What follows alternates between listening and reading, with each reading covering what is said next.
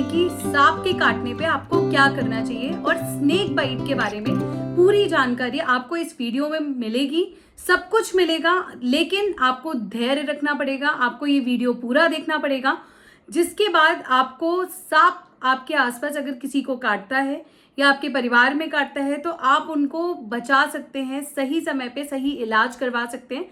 तो ये वीडियो आप लोग पूरा देखिए, पूरी जानकारी लेना बहुत ज़रूरी है। जैसे कि आजकल मॉनसून का सीज़न है, काफ़ी बारिश भी हो रही है, गर्मी भी हो रही है, तो सांप इस समय पे ज़्यादा निकलते हैं, ज़्यादा पाए जाते हैं। इसीलिए ये वीडियो लेकर आई हूँ मैं डॉक्टर अंजलि। तो चलिए इस वीडियो की शुरुआत करते हैं। सबसे पहले अगर मैं बात करूं तो सांप जो है मोस्टली फार्मर्स को, किसानों को, कंस्ट्रक्शन के एरिया में जो लोग काम कर रहे होते हैं, जो लेबर्स होते हैं, ये कहीं कोने में छुपे होते हैं और अगर जब आप सांप को छेड़ते हैं तो ये सांप आपको काट लेते हैं। तो सबसे पहले मैं बात करती हूँ कि इंडिया में 4 तरीके के सांप ज्यादा पाए जाते हैं। Cobra, saw scaled viper, Russell viper and crate. नाम याद रखिए, ये 4 ही इंपॉर्टेंट है जो कि इंडिया में पाए जाते हैं। इसके अलावा सी स्नेक्स होते हैं, जो कि आप अगर समुद्री जो सांप होते हैं, जब आप समुद्र में जाते हैं या आसपास जब नंगे पांव आप चलते हैं तो कई बार वो सांप आ सकते हैं। जहाँ पे हर कोई नहीं जाता, इसलिए उसके बारे में मैं कम बात करूंगी। ये 4 कोबरा, क्रेट, दोनों टाइप के saw scaled viper and Russell viper के बारे में हम लोग इस वीडियो में बात करेंगे। तो चलिए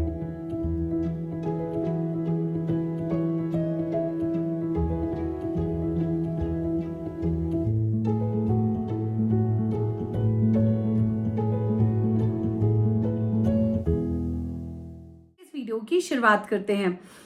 सबसे पहले अगर मैं बात करूं तो सांप के काटने पे या तो लोकल साइन होगा, मतलब जहां पे सांप ने काटा है, और सिस्टमिक साइन होगा, मतलब आपके शरीर का जो सिस्टम है, जो ऑर्गन्स हैं, वो कैसे रिएक्ट कर रहे हैं।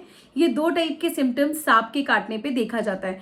तो अगर मैं कोबरा की बात करूं तो सबसे ज्यादा जो लोकल सिम्टम्स होते हैं, जहां पे सांप काटता है, जो जहां हाथ या पैर में जहां भी सांप काटेगा, सबसे ज्यादा लोकल सिम्टम्स आपको कोबरा में देखने के लिए मिलते हैं। लेकिन एक सांप ऐसा भी है जिसके काटने पे आपको कोई मार्क नहीं मिलेगा, कोई ब्लीडिंग नहीं होगी, वहां कोई निशान ही नहीं होगा, आपको पता ही नहीं चलेगा कि सांप ने काटा है।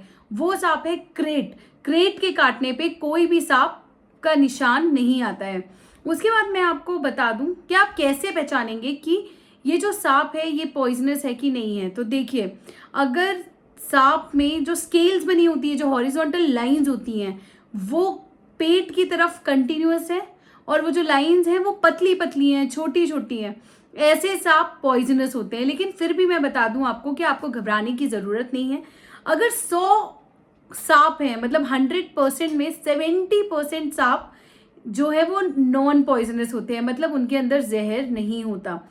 30% सांप में जहर होता है, उसमें भी 50%, मतलब 30 में जो 15% सांप होते हैं वो ही काटने के बाद अपना जो पॉइजन है वो छोड़ते हैं।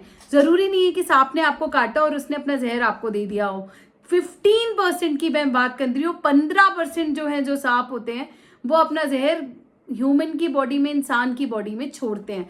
इसीलिए आपको घबराने की जरूरत नहीं है। सांप काटने के बाद मैक्सिमम लोगों की डेथ घबराहट की वजह से होती है, एंजाइटी की वजह से होती है, इसलिए आपको घबराने की बिल्कुल भी जरूरत नहीं है।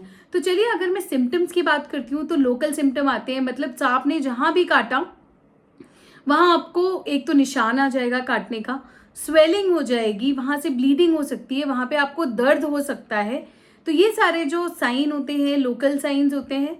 सिस्टमिक में अगर आप देखेंगे, आपके पेट में दर्द हो सकता है, वॉमिटिंग हो सकती है, हाथ पैर में झुंझुनी हो सकती है, आपका जो विजन है, आपकी जो देखने की शक्ति है वो ब्लर हो सकती है, आपको धुंधला दिखाई दे सकता है, आपके सर में बहुत ज्यादा दर्द हो सकता है।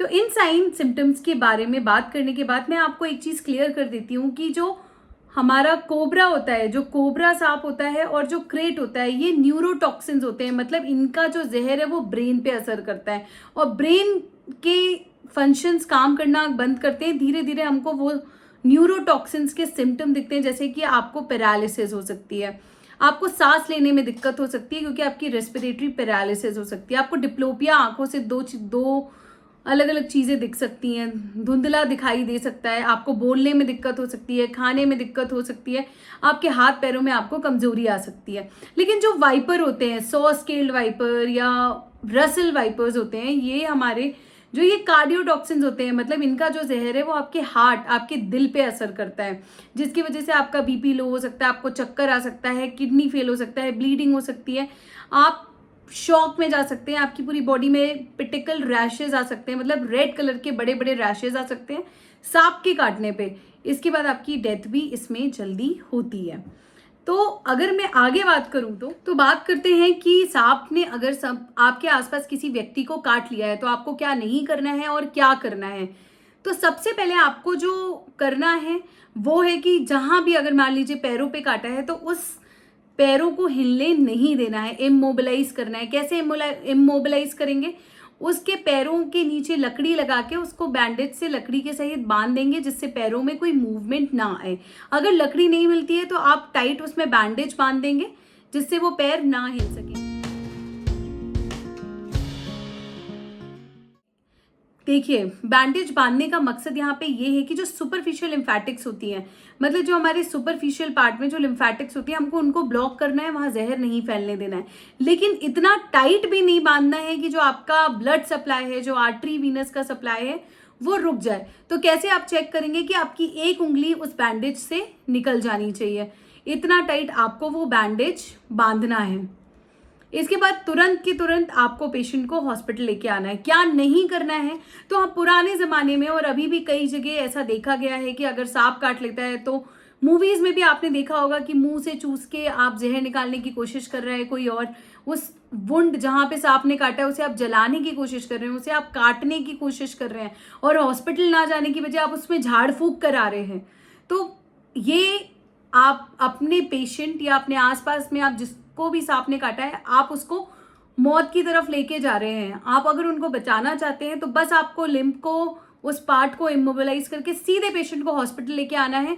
झाड़ फूक तो बिल्कुल भी नहीं करानी हो, और जहां चोट लगी है सिर्फ उसको नॉर्मल पानी से साफ कर दे और बैंडेज बांध दे। इसके अलावा ना काटना है, ना फूकना है, ना कुछ करना है। चलिए आगे हम प्रॉपर हॉस्पिटल आने के बाद हॉस्पिटल में क्या होता है हम उसके बारे में बात करते हैं। तो अगर हॉस्पिटल आने के बाद मैं बात करती हूँ तो सबसे पहले पेशेंट की लैब इन्वेस्टिगेशंस होती हैं, जिसमें सीबीसी, पेरिफेरल स्मीयर बना के हेमोलिसिस देखेंगे, हेमेचूरिया, ये सब कुछ देखते हैं। लेकिन इसको आपको जानने की कोई ज़रूरत नहीं है। आपको बेसिक चीज़ें मैं बता दूं कि यहाँ पे पेशेंट को एंटी स्नेक विनोम दिया जाता है। पहले तो पेशेंट को ऑब्जर्वेशन में रखा जाता है। अगर पेशेंट ठीक है, कोई सिम्टम नहीं आ रहा, कुछ भी नहीं है, तो पेशेंट को जो एंटी स्नेक विनोम है वो नहीं दिया जाता है। लेकिन अगर सिम्टम्स आ रहे हैं पेशेंट में तो ये पेशेंट्स को दिया जाता है। इसे हम पॉलीवैलेंट एंटी स्नेक विनोम कहते हैं। पॉलीवैलेंट मीन्स कि 4 जो सांप का नाम मैंने लिया है, कोबरा, दोनों viper, Russell and saw scaled, इसके अलावा जो क्रेट है, ये 4 स्नेक का जो जहर है इसको मिला के ये जो विनोम है, ये जो दवाई है, ये बनाई जाती है। एक घोड़े में ये चारों के जहर को डाल के इनके थ्रू जो एंटीबॉडीज बनती है घोड़े में, उसे निकाल के इनको दवाई में कन्वर्ट किया जाता है। ये हम जो है 8 से 10 वाइल 1 घंटे में बच्चे को आईवी के थ्रू दिया जाता है। तो हम इसे कैसे देते हैं, तो चलिए इसके बारे में बात करते हैं। सबसे पहले जो 1 वाइल है वो 6 से 8 mg ऑफ जहर, मतलब 1 वाइल जो हम स्नेक विनोम का देते हैं, एंटी स्नेक विनोम, वो बॉडी में 6 से 8 मिलीग्राम ऑफ जहर को कम करता है। इसीलिए 1 घंटे के अंदर 8 से 10 वाइल इस एंटी स्नेक विनोम की पेशेंट को आईवी के थ्रू, इंट्रावीनस रूट से पेशेंट को दिया जाता है। इसके बाद अगर मैं बात करूं तो मैक्सिमम अगर पेशेंट को सिर्फ लोकल स्वेलिंग है तो 5 वाइल्स जो है वो दी जाती है मैक्सिमम। इसके बाद अगर लोकल है और थोड़े बहुत सिस्टमिक सिम्टम्स आते हैं पेशेंट को तो 5 से 10 वाइल जो है वो दी जाती है। और अगर बहुत सीवियर है, सिस्टमिक सिम्टम्स जो पेशेंट को आ रहे हैं वो काफ़ी सीवियर होते हैं, तो 15 या 15 से ज़्यादा वाइल्स भी दी जाती हैं। लेकिन मैं बात बता दूं आपको कि जो ये एंटी स्नेक विनोम होता है ये 4 घंटे तक ही इफेक्टिव होता है। मैक्सिमम कुछ स्टडीज़ में बोला है, कुछ पेशेंट्स में भी 8 घंटे तक, लेस देन 8 आवर्स तक ये इफेक्टिव रह सकता है, लेकिन 24 घंटे के बाद इसकी कोई भी इफेक्ट नहीं रहता और किसी भी पेशेंट में कोई फ़ायदा इसमें देखा नहीं गया है। इसलिए जल्द से जल्द आप अपने पेशेंट को हॉस्पिटल लेके आएँ अगर आप उनकी जान बचाना चाहते हैं। ये वीडियो आपके लिए इसलिए इम्पॉर्टेंट है क्योंकि इस वीडियो से आप जान सकते हैं कि अगर किसी को सांप ने काटा तो फर्स्ट एड, मतलब जो पहला ट्रीटमेंट है वो डॉक्टर नहीं दे पाता। पहला ट्रीटमेंट आसपास के लोग, पड़ोसी या आपके जो परिवार के मेंबर्स हैं वो दे पाते हैं। इसीलिए ये वीडियो बनाया गया है आपको बेसिक नॉलेज देने के लिए, और आपकी छोटी सी नॉलेज, इतनी सी नॉलेज से जो है आप किसी की जान बचा सकते हैं। अगर आपको इससे रिलेटेड कोई क्वेरी है तो आप मुझे कमेंट कर सकते हैं, मुझसे बात कर सकते हैं। मैं जल्द से जल्द उसका रिप्लाई करने की कोशिश करूंगी। Thank you so much.